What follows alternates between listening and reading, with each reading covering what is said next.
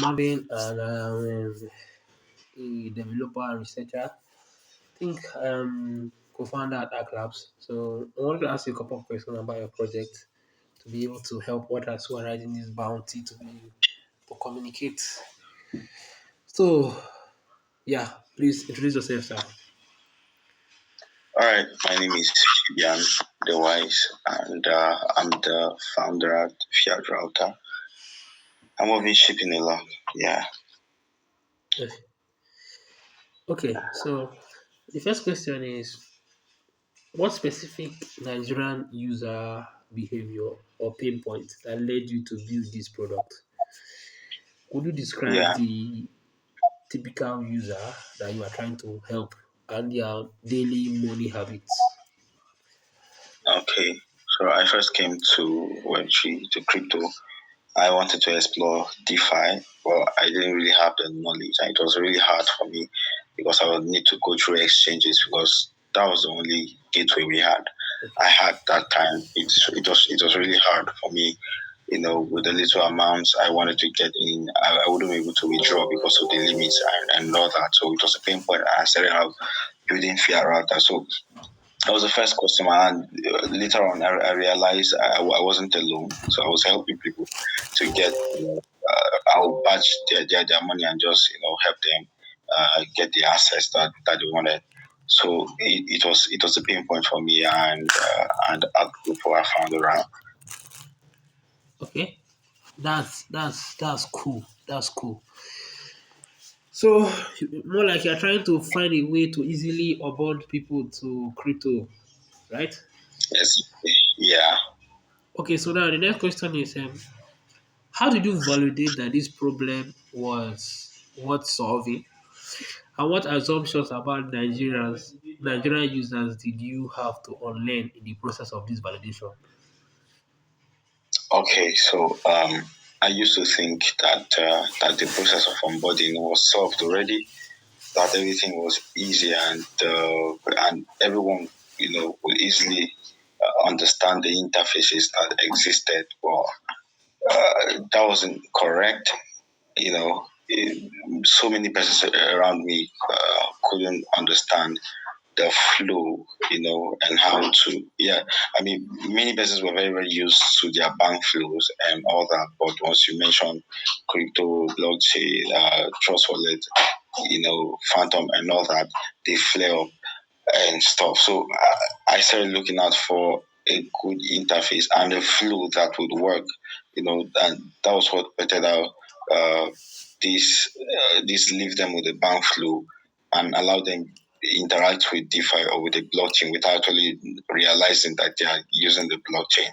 Yeah, so I used to have this idea that everything was okay. I mean, the interfaces were cool and easy, but no, it wasn't really easy the way I thought about it. And basically, why I felt this was a good, um, this was basically a problem that I should solve is the ratio of the persons who streamed on to the P2P when it was opened on Binance and all that. It was massive.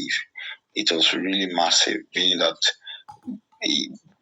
the onboarding flow was actually gated, because when you see such a centralized approach and then influx, you realize that, there is something missing. That's why you see people have, you know, uh, jumping on all that with so much greed and stuff. Yeah.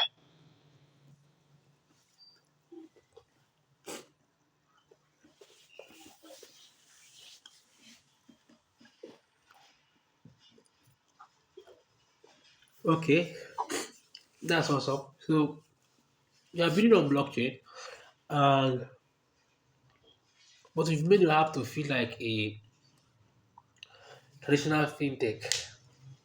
How did Yeah. you achieve that? And what value proposition are you offering that actually resonate with people that don't really care about decentralization? Okay, so number one, I experienced the pain firsthand. I knew what was quite easy, and when people were coming to me to help them get some of those assets. They would tell me, "Oh, they have done this, and they got stuck here." So I knew exactly where most of them would get stuck. So, and it would be at the transfer level or at that card instance. So I said, okay, fine. With that information, with that data, I said to build this system where the the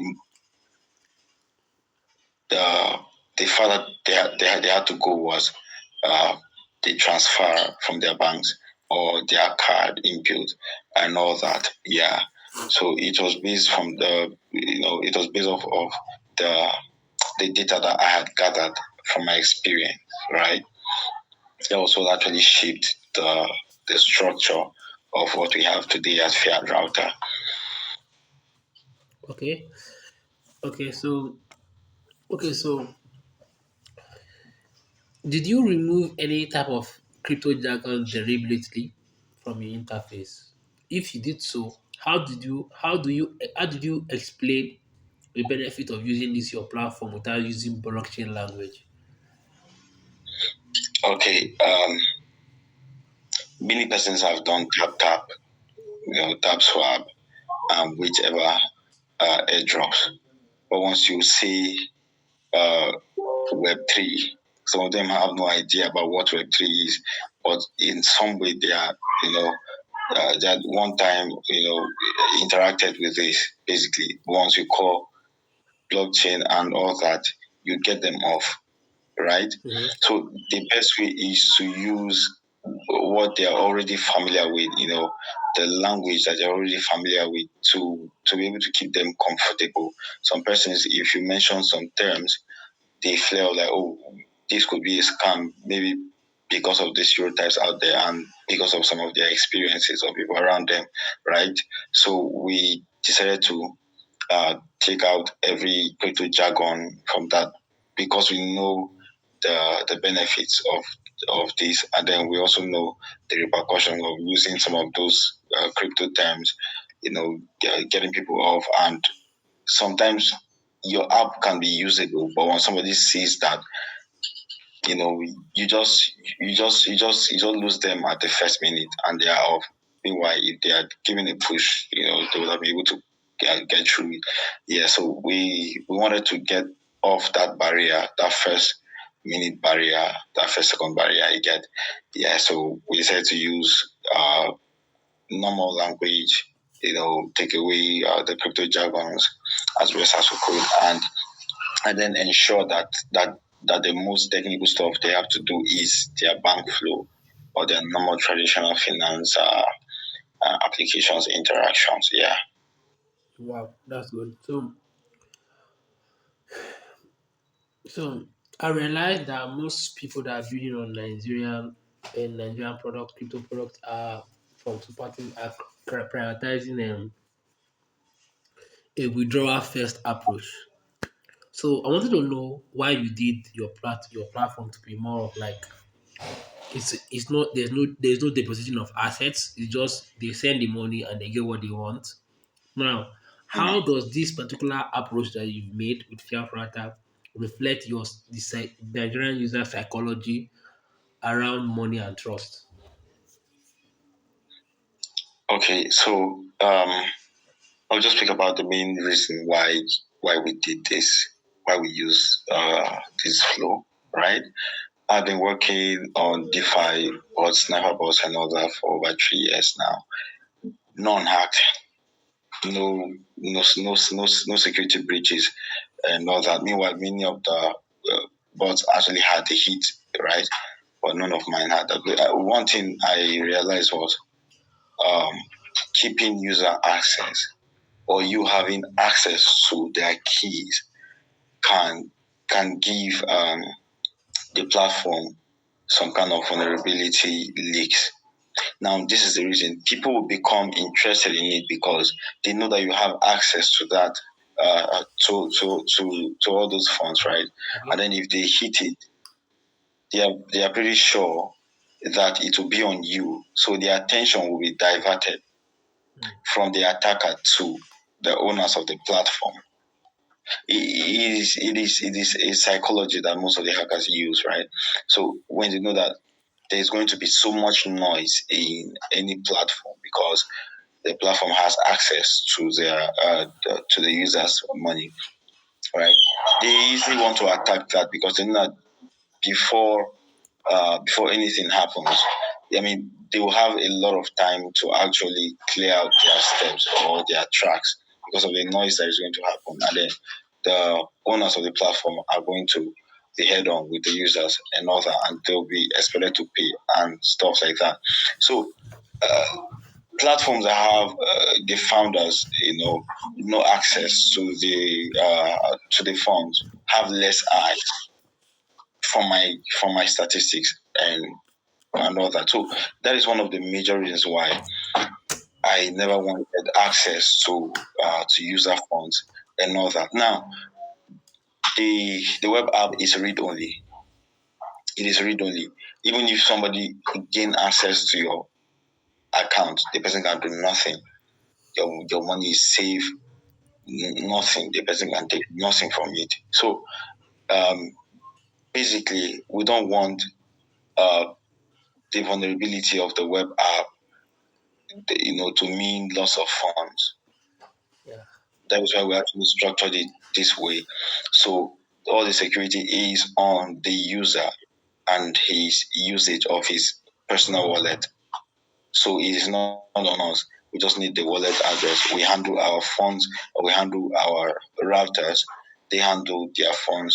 There is no connection. There is no really exchange of funds. Yeah. In that sense where you connect with or somebody else can break the conversation and gain access. No, we don't want that. We don't want eyes from hackers. And even though it's very, very secure, yeah, we still don't want issues with that. Okay. So, how do your users usually discover and start using your product? Like, what is the typical Yeah. journey from their first touch to regular usage? Okay. How they discover, we did more of physical marketing, uh word of mouth. Yeah, we Okay. reach out to people, in our localities, friends and all that. The whole bro, you can basically do this. I mean, you have been struggling to get gas fees. Here you go with just 2,000 naira, 1,500. I mean, you can basically get gas fee instead of waiting on a vendor for hours. And yes, and some of them getting scammed and all that. So we have basically not done marketing online, the whole flow and yeah, I do understand that super tip is a major backbone. Yeah, but when we started out, it was all word of mouth. Yeah, reach out to people, share it to people, and hey, bro, you can do this. Yeah, and it was very, very effective, and it has always been effective, basically.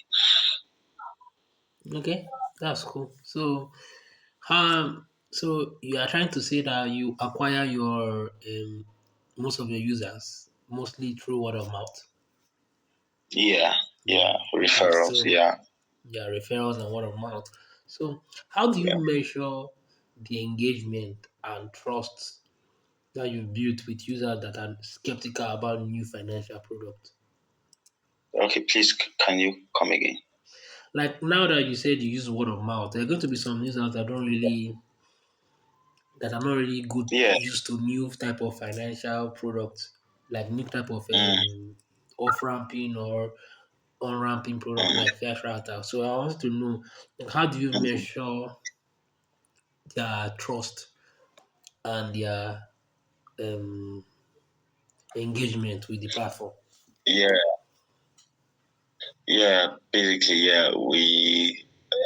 In fact, once you reach out to somebody, the person is looking at you like, "Are you worth me sending my money to you Okay. for any exchange or anything?" Yeah. So it is something. It is a big problem, especially if you don't have the social capital. I mean, your personality, right? Yeah. But thankfully, I had a little.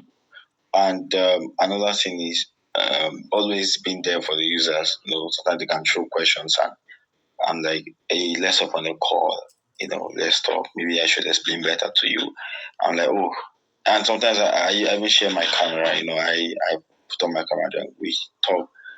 And they're like, hey, bro, I'm going to invite some more persons to come on. I'm like, wow. And they invite more people.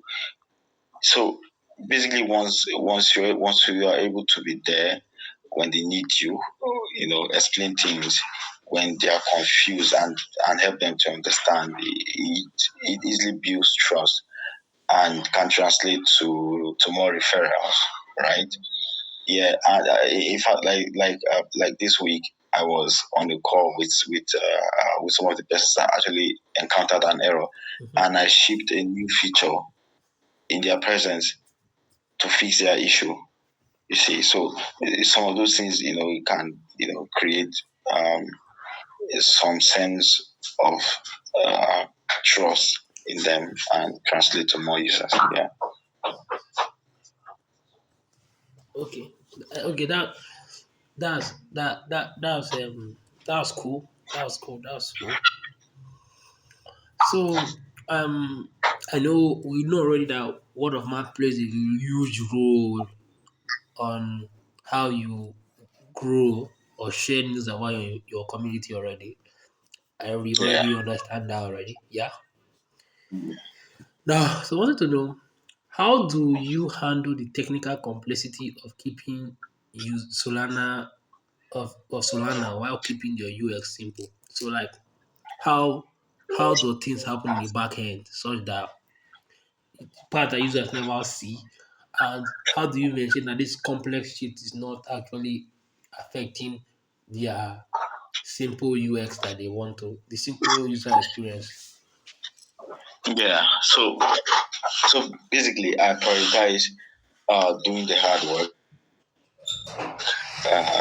abstracting a lot of it, right, and making sure that the front end is pretty simple. The only issue is getting them to understand some of the technicalities like fees, because for that they must understand, so they don't go out and say, oh, that we are Mm, taking too much from them. Because if you're going to trade, you have to pay the fees. I mean, we have been paying fees for people, right? okay. So when it was time for us to stop paying the fees, we had to let them know, hey, if you're buying an SPL token, it means you have to create a token, and it means you have to pay at least 0.3 dollars for that.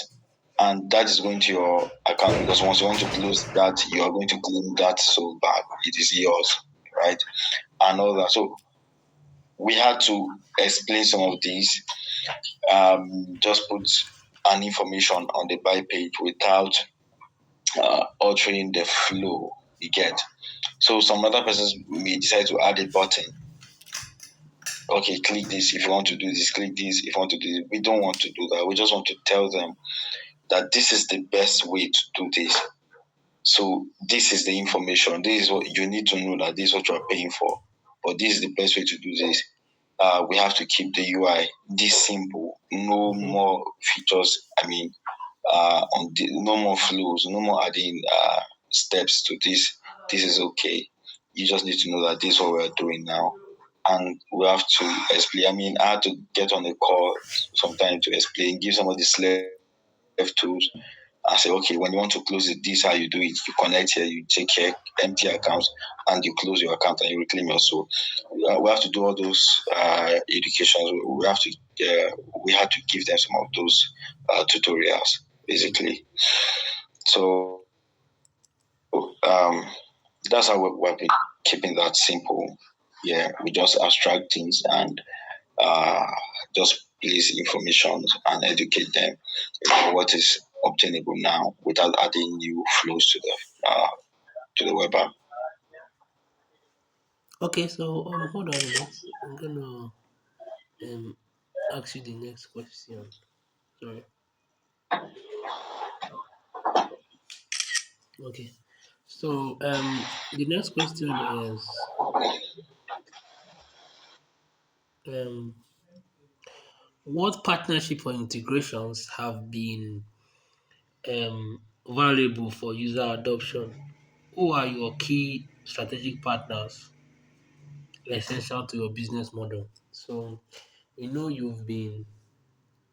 We wanted to know like the people who have been pivotal, like the people who you've made integrations with to your protocol, or people who you have partnered with over time to make your product successful. Yeah. Hello. Oh, can you hear me? Hello. Can you hear me? Oh yeah, I can hear you now. So shit, my mic was off. So I wanted to say, the next question is, what partnership or integrations have been most valuable for user adoption, and who are your key Well, strategic partners essential to your business model? So I wanted to know who and who, or what integrations have you made that have been able to make this product a successful one so far. all right. The most important one is Jupiter Exchange because it actually helped in the swaps. Mm-hmm. Yeah, and the application interface, the API, Mm-hmm. is pretty swift and easy, smooth. Yeah, basically as compared to others, right? Yeah, so that's the most impactful. There is one also that we use for the data. Well, because it is on the back end. There is Morales and they are basically two, Morales and Solana track, I guess, or something. Yeah, yeah. But those are the Morales features that we. Solana track. Yeah, Okay. Solana track. Okay, that's awesome. That's awesome. So how do you price your product or structure your fee for your target market? Like, we want to know how you make money. Like, do you make it from transactions fees, from subscription models? How do you actually do that? All right. Number one, for the swaps, we get a commission from Jupiter. Okay. You know, it's called the referral program. Oh yeah. So we get some fees there, and then for the naira to crypto, we take 0.5%, which is pretty much small. Yeah, but I mean, with more users, that would amount to something reasonable, right? Yeah. Yeah. Okay. That's cool. That's cool. So next question is, so what constraints, like regulatory, financial, technical constraints that has shaped your product decision? Like, what are your biggest operational costs and challenges that have made you to work better and strive in this particular, yeah, this venture? I've not really interfaced with regulatory bodies, right? Okay, I just interface with the problems. okay, And yeah, so we have basically been avoiding issues or troubles.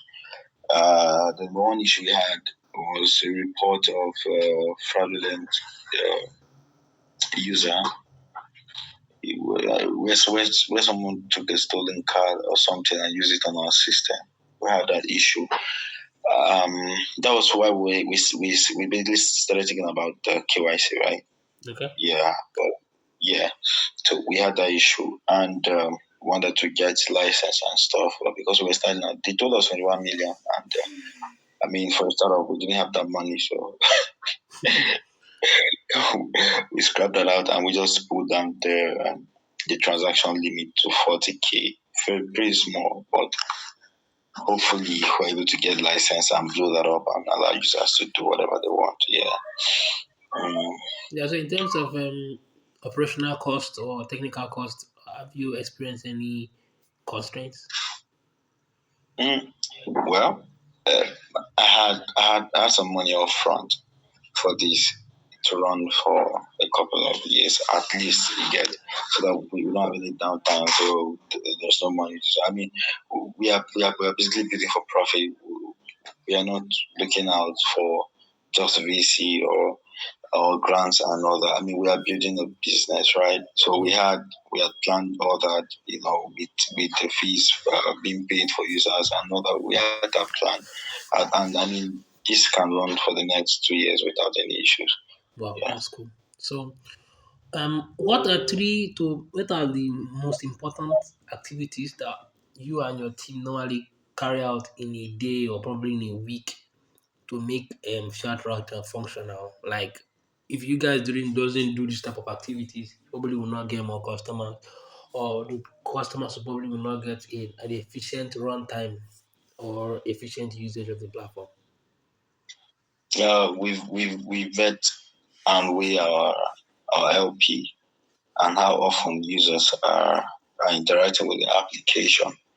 And basically, we are more active when there are more interactions, so that if there are any issues, Okay. be able to get on pretty quick, right? Yeah. And then we ensure that our LP is fully loaded. Okay. Yeah, we ensure we gauge that. And security breaches, I mean, we try to check out if our system is vulnerable and all that. And if gaining access to the system, to the front end, can affect anything. The only thing it can affect, I mean, the last time we checked, is our data. Okay. It cannot affect any funds or anything. No, it can affect it. Yeah, I mean, so we do all those tests every week. I mean, this is a financial system we have to be up and running Okay. 24/7. Yeah.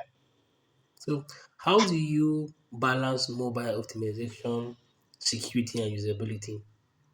So, like, what's your approach to technical infrastructure? So, more like the question is more like, so I know you want to optimize your product to be usable, but at the same time, you have to now ensure the security of the platform.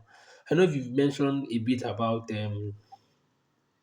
it being a read-only platform, but I want to expand on that. Like, how does this ensure that your technical infrastructure is actually secure, optimizable, and actually usable? Yeah. Okay. Basically, we are moving to the widget style Okay, uh, application whereby you can just implement that anywhere easily. I mean, very lightweight, right? So in light of that, we have to move the core functionalities and everything on the back end, basically a highly secure back end, right? Because we want to lower the cost of running our application on any device. We want to lower the memory, weight of it, basically, for any device, right? So that would mean that we cut down the things we put on the client side. okay, We have to cut, yeah, yeah, basically. And when we're doing that, it means we have to move the core functionalities and every heavy weight stuff to our backend. It means we have to handle all that. And I know that on our part, it is very, very secure. Every other thing is very, very secure. The only issue is on the client side, we can't guarantee that the clients will be security conscious. So now this is a good thing because we are basically handling the things that are dangerous, yeah, and we are leaving them with what is lightweight and seemingly harmless, right? okay, So yeah, yeah. So basically, as we progress, they are going to see less flow. I mean, with these hello. movements, basically, give them. Can you hear me? Yeah, yeah, I can hear you. Yeah. So basically, we are leaving them with less flow, easy movement. I mean, and all that while keeping the platform stable and moving forward. Anyways, yeah. Okay, so um, what usage pattern surprised you most from a user? Like, maybe I know you guys actually have a way you guys intend for the platform to be used, but you keep noticing that some Mm, set of users are actually using the platform in a different way. Like, mm, did you yeah. notice any sort of usage pattern like that? Yeah, yeah, yeah. Mm, Number one, what shocked us the most, we didn't expect the DeFi aspect of our swap aspect to gain traction. Okay. Yeah, but it picked up, and then we had to put that data also, and you see that it actually blew up, and yeah, so we get thousands of trading volume. We didn't expect that to come in. Yeah, and we decided to latch onto it also. And one funny one that surprised me was when someone got to know that we are paying the fees for the token creation, then they will be able to claim it. They will try to buy a token to go and close it and claim this. So That's smart. That's smart though. that's yeah, really, really, really smart. And thank God I detected it quite early because I realized that wait, somebody was buying USDC, and each time the person bought, it will create a new token ATA, and you know Yeah. that it doesn't create every time. So yeah, I saw that one, two, three. I said no, there's something wrong.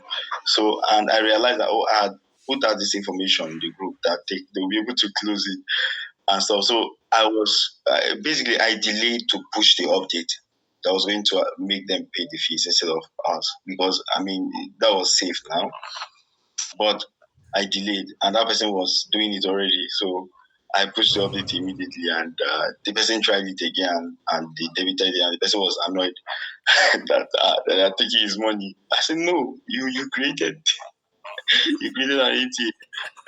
So yeah, we saw amazing persons like that on our platform also. That's really funny though. It's funny, but it sounds like yeah. I think that's nice. That's nice. Okay, so what would you tell a Silicon Valley founder who is trying to build a similar product like yours in Nigeria about the Mm. market? Like, what do you think they will get wrong about the market, and what do you think they should do? Ah, they'll get everything wrong. I'm not willing to share anything with them. But anyways, Why? Why? You're trying to share this information with the global audience, literally. So you should actually like, have something to tell them, at least. yeah. Basically, they are going to make sure they get the consumer uh, people stuff in Africa, in Nigeria. That's how their business is going to boom here. They need to find out their consumers because I mean these guys are really consumers basically. So if you're able to find the community of consumers, then I think no matter what you build, it is going to thrive. Yeah, Okay. no matter what you build, as long as you're able to get a few or a community of consumers, they are going to get other of their kinds in, and it's going to blow up. I mean, yeah. Mm, okay, awesome. Awesome. Awesome. So the next question I would love to ask would be what what's one design decision you've made that you think every Web3 product building in Nigeria or anywhere should actually optimize for? Like how do you balance local optimization with a global ambition? I know a lot of people want to build immediately for the global market, but they refuse to understand that they have to like make their product suitable for a local market first. So what's that thing that you Okay. You can do all the mistakes locally. You can do all the errors locally, but you can't do that globally. So uh, they should focus on building from the ground up okay? locally to to to globally, right? Okay. Imagine I'd done that kind of mistake in on a global scale. That would be terrible. You see, The love so lost a lot they of should. money. Yeah, exactly. Yeah, absolutely. Yeah, so they should make all the mistakes now, fix everything, make sure everything works well and stuff, and they will see the global community come. Yeah. Yeah, Okay. so So that's it. what's the biggest misconception Yeah. global Web3 builders have about African users? And how do this understanding this constraint lead to a smarter product market fit for you? Yeah, yeah. That they are going to take shit. That is a big lie. Africans won't take shit for everything. Yeah, Africans are we are very smart. Okay. If an African gives you a feedback Mhm. and you work on it, you are basically going to see an uptrend. I mean, I've tried that many times. I mean, they give feedback, and their feedback is quite technical. I Okay. mean, deeper than what you expect from a normal user. That's what I'm saying. You, Okay. you understand? Yeah. So, I mean, other people building should definitely look to get feedback from African users. They are going to help them. Okay. That's awesome. That's awesome. That's awesome. So, where do you see your product in 2 years' time? Like, what new behaviors, what new behaviors Mm. and use cases are you trying to unlock? I see Fiatrouter in the next 1 to 2 years time, a household name in every DeFi group, Okay. every DeFi trend, everywhere, everywhere. I mean, on Solana, on every page, Okay. on every podcast, everywhere. Okay. So, what about the new use cases you would like to unlock? Yeah. Okay. So the new use case is we are pushing heavily on access to internet capital markets, Hmm. reward access and stuff like that, where people can be able to trade them in a fun way, a better way, instead of just investing, buy and keeping it, for when it to go up. No, I mean, they can have fun with it. Yeah, I mean, this is an information I wouldn't really want to let out because it is still in the build phase. Yeah, but that's it. Okay. So, I know your product is heavily on DeFi, literally. So, but I wanted to know. So, if you could redesign the global DeFi ecosystem from the scratch, what Yeah. would you do differently based on your local experience? Um. Okay. Anyways, I don't know if this really uh will add up, Go but I ahead. will Go ahead. start uh from our normal banking systems. Okay.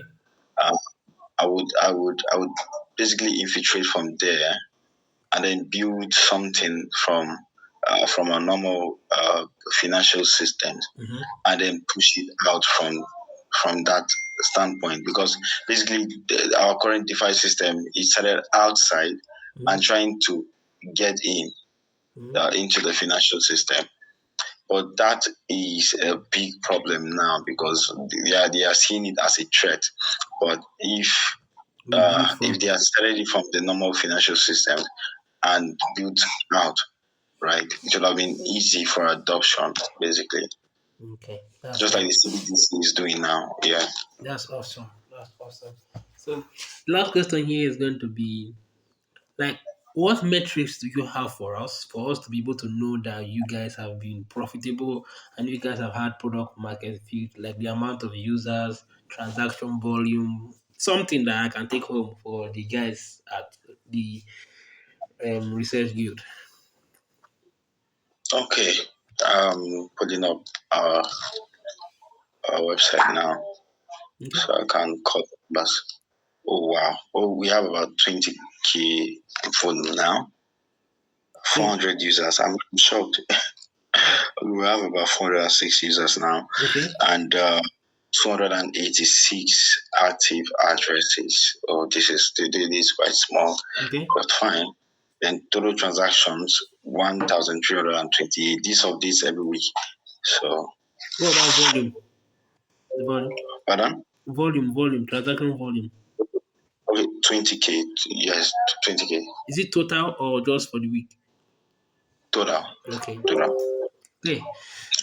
Thank you very much. I think the call is even shorter than I expected, but I guess Thank you. So, is there anything you want to tell the the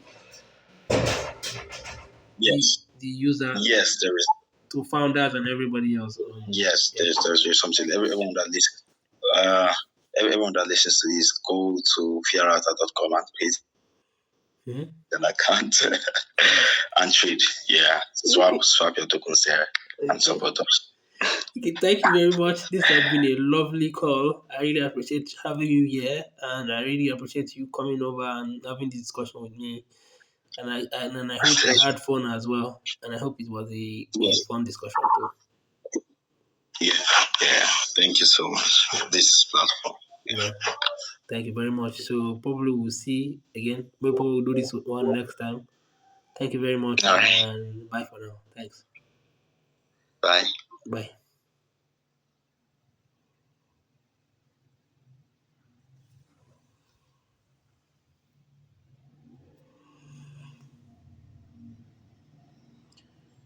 Okay.